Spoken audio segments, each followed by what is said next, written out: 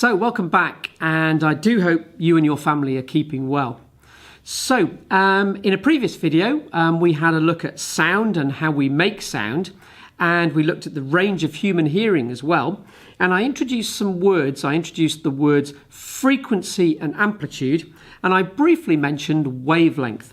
So I've got out one of my favourite pieces of kit here, the oscilloscope.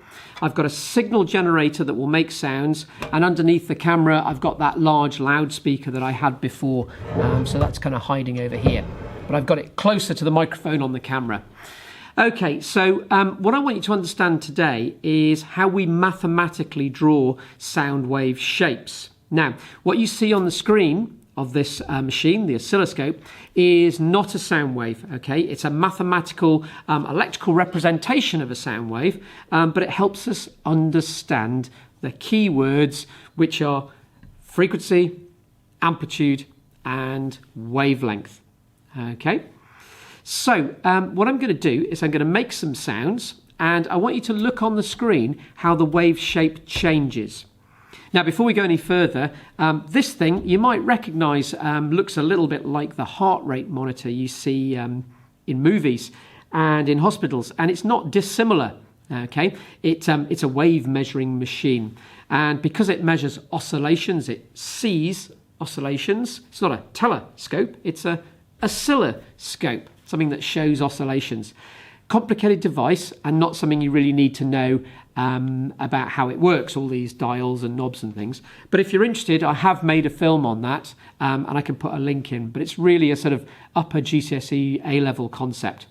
But they're cool for showing what sound waves look like electrically. So let's kick off with a sound wave. Okay.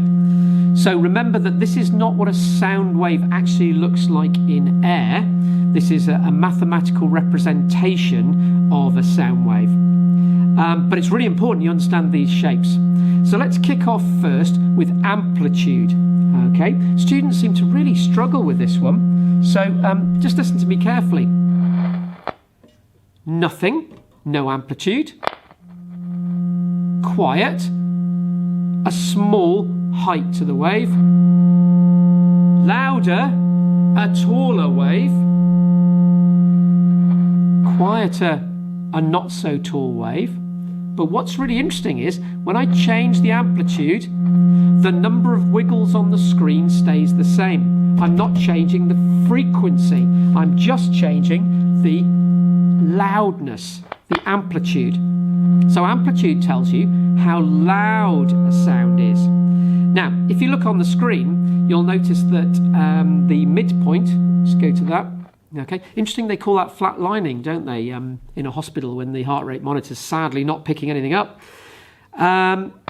If you look at the screen, you'll notice that the wave shape goes above that zero line and below it. Okay, and let's just say that my screen is 10 centimetres wide. Okay, we're not going to take measurements. Let's say it's 10 centimetres wide.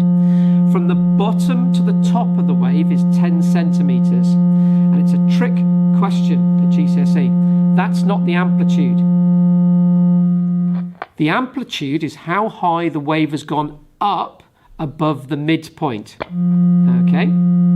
So if we were to measure this, and this distance here is 10 centimetres, from the midpoint the wave has only gone up 5 centimetres. It's an absolutely classic GCSE question. Here's a wave from the bottom of the trough to the top of the peak is 10 centimetres. What's the amplitude? The amplitude is only from the middle to the top. It's only 5 centimetres. So now you've got a good understanding of the fact that amplitude is loudness, and it doesn't affect the frequency. We're still vibrating the same number of times a second. We're just doing it a small amount or a large amount. So pause the video and just check you fully understand measurement number 1, amplitude. Right, ready for your second measurement, okay? This one's going to be frequency. And you might say, well, what does that matter? Because we can read it off here. I've got it set to, it's difficult for me to see, I think it's 112 vibrations a second, 112 hertz, or 0.1 0.12 kilohertz. But I want you to watch the screen on the oscilloscope, and I'm going to increase the frequency. So here we go. So you'll hear the note going up, but you'll also notice that the wave crushes up. We get more waves per second. And if I go down in frequency, we get a lower note, and we get less waves per second. Now, look at it. I haven't changed the amplitude. It's the same loudness, the same height, but as I go up in frequency, I'm getting more and more and more and more waves per second. I'll turn the amplitude down just so we can talk. Okay. So you now have a good understanding of what frequency looks like when we draw a wave. Frequency is how many vibrations per second, and we can show them on the oscilloscope screen. So here we go. There's our high frequency wave, and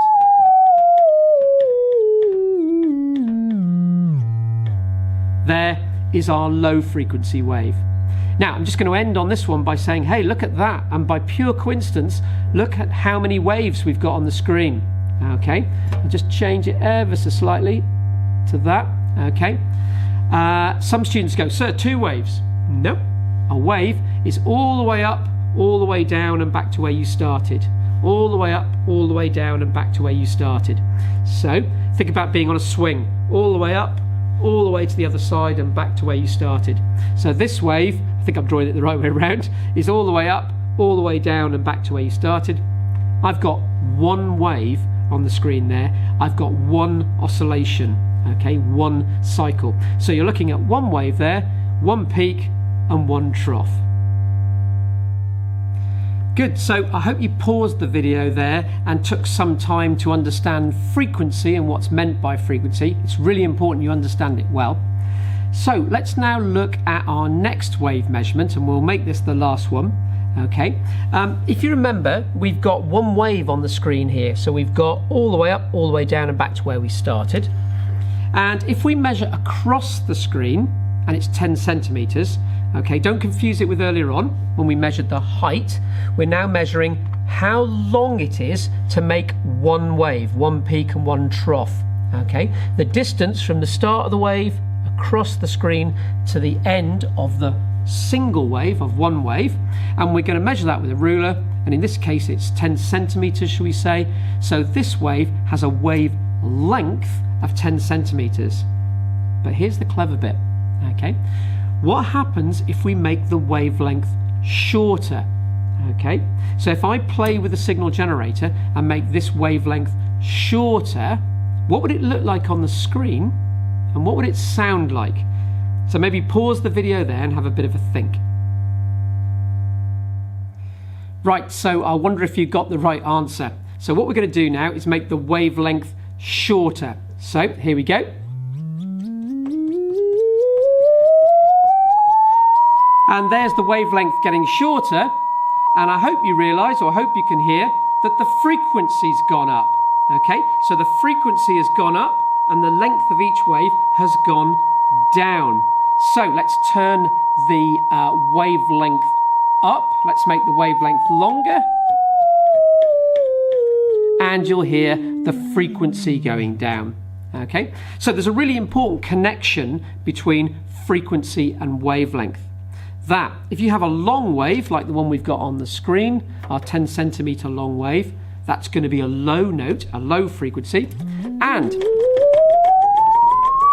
if we have short waves on the screen, okay, these ones all the way up, all the way down and back to where you started are about a centimeter long, you're going to have a high frequency. So think about what we've just done there. As the wavelength gets shorter, the frequency goes up, and as the wavelength gets bigger, the frequency goes down. They're inversely proportional to each other. So I often say to students, draw on the board different types of waves. I'll just turn the amplitude down here. Okay. And I say to them, okay guys, and you should try this now. Draw me, okay, a high frequency wave, a short wavelength wave, and a low amplitude wave. That's on one drawing, yeah? So draw me a wave that is high frequency, short wavelength, and low amplitude. Okay, so perhaps pause and have a go. And I'm going to put it on the screen now, okay? So here we go. That one is the correct answer.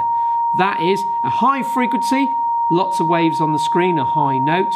Okay, it's a very short wavelength. The distance between the start of a wave and the end of each wave is very small, approximately a centimetre, and it's low amplitude.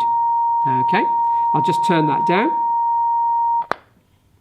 And now maybe see if you could draw on a piece of paper a low frequency wave, okay, that has a long wavelength and a high amplitude. So what would it look like if you had a low frequency wave, okay, with a long wavelength and a high amplitude? So here we go. You should have paused then and drawn it. Let's see what you get. And that's what it should look like. I don't know if you can hear that. So it's a low note, okay, it's a long wavelength, and it's not going up and down much on the screen, so it's a low frequency. So I hope now you have a really good understanding of how we can represent different waves. So we can use numbers, which you might have seen on the machine, okay, and I talked about measurements on the screen. So we can talk about the frequency, we can talk about how high the wave is from the midpoint in centimetres or metres, the amplitude, and we can measure the length of one wave, the wavelength, in centimetres, but for exams it has to be in metres.